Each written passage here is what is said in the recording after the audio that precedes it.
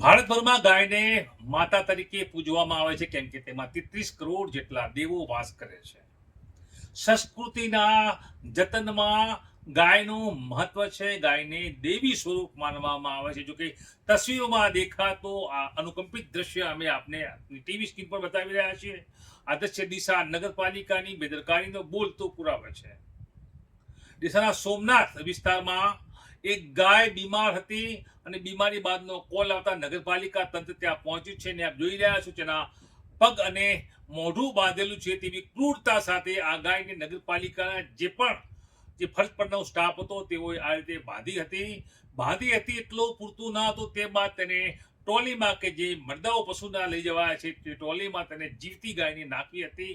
ગાય તડપતી હતી, બૂમો પાડતી હતી, પરંતુ ક્રૂરતા એટલી હદે કે ગાયને હાથ અને બધી 4 પગ છે બાંધેલા હતા, મોઢું બાંધેલું હતું ને તે રીતે ગાય નહીં મરે ત્યાં સુધી જે રીતે વિડીયો સામે આવે છે તે રીતે આ દ્રશ્યો અનુકંપિત કરતા છે. ખાસ કરીને જે જીવદયા પ્રેમી છે તે માટે આ દ્રશ્યો આપત્તિજનક છે, વાંધાજનક છે અને ખાસ કરીને ક્રૂરતા લગતા છે.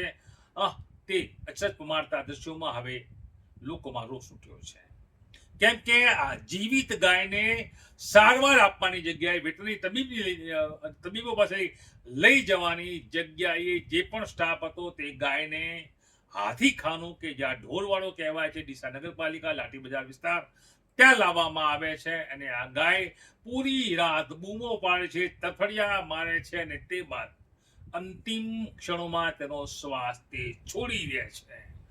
આ એક ટાઈપની ક્રૂરતા, એક ટાઈપનું હત્યા કહી શકાય, પશુ હત્યા કહી શકાય. અને માટે જ ધર્મેન્દ્ર ફોફાણી લોયર જાણીતા તેઓએ આ મામલે સક્ષમ પોલીસ મથકે પશુ ક્રૂરતા અધિનિયમ અને તેમજ ભારતીય દંડ જે BNS નો કાયદો છે તેના અનુસંધાને તેઓએ એક ફરિયાદ પણ આપી છે.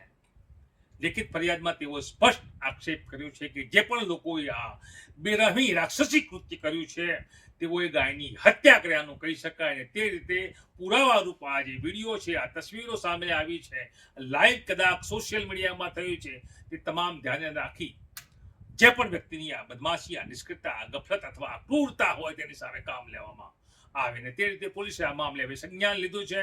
ગાય શા માટે મળી તેનું પીએમ થશે, વેટરનરી તબીબો કરશે અને તે બાદ જેને પણ આ ક્રૂરતા આચરી છે, જે પણ દોષિત છે તેની સામે કામ ચલાવવા માટે જ્યારે સમગ્ર દિશાના જીવદયા પ્રેમીઓની લાગણી ઉઠી ત્યારે ધર્મેન્દ્ર ફોફાણી લોયરની આ ફરિયાદ હવે કાયદાના પ્રબંધોએ તપાસ પોલીસ કરી રહી છે.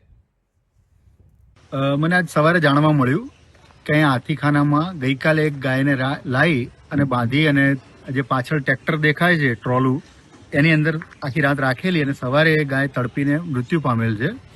જેથી મેં આ બાબતે જવાબદારો સામે એનિમલ ક્રુએલ્ટી એક્ટ અને BNS ની કલમ 325 નીચે કાર્યવાહી કરવા માટે લેખિતમાં પોલીસમાં ફરિયાદ આપેલી છે અને પોલીસે એ બાબતે આગળની કાર્યવાહી કરવા તજવીજ ધરી રહી છે. અને મને જાણવા મળ્યું છે કે પોલીસ વેટરનરી ડોક્ટરને બોલાવી અને જે પોસ્ટમોર્ટમ અને મરણનું કારણ જાણવા માટેની પ્રક્રિયામાં અત્યારે લાગેલી છે. ખરેખર ગૌરક્ષકો માટે તો ખૂબ શરમજનક બાબત બની રહી છે.